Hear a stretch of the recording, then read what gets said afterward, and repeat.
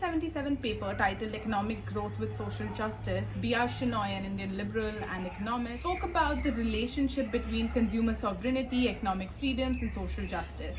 In this video, I'll take a deeper look at what he meant by the relationship between consumer sovereignty and social justice. Shenoy argued that in truly free societies, citizens or consumers control economic affairs. All economic affairs of a free society, except those delegated by the consumers to governments as voters in a democracy, are controlled, directed, and governed by truly sovereign consumers. Essentially, he argued that consumers define the prices of goods and services in an economy, and then in turn prices define the direction of the economy. Now, but what exactly is meant by consumer sovereignty? Consumer sovereignty as an economic concept argues that consumers have some power over the goods and services that are produced in an economy. This also means that consumers are the best judge of their own welfare in an economy. Now, an economy that is focused on the individual consumer can be better understood by what it's not. Shenoy did this by talking about the consumer in a communist society.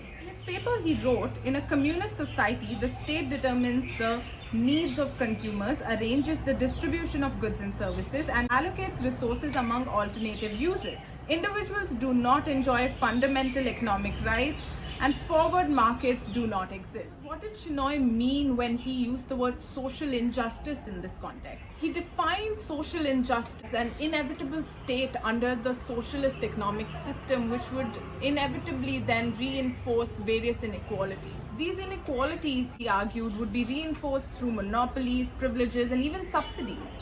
He argued such a system would bring to privileged individuals and groups unearned and unmerited incomes at the expense of the rest of the community. With greater economic freedom, however, he argued that there was no need or no room for monopolies to exist.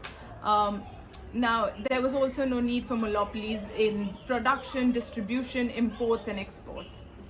All incomes of all individuals, wages, interests, rents, and profits would correspond to their respective contributions to the national product. Such a situation permits windfalls. Hence, no one can appropriate someone else's earnings. That is, there can be no social injustice.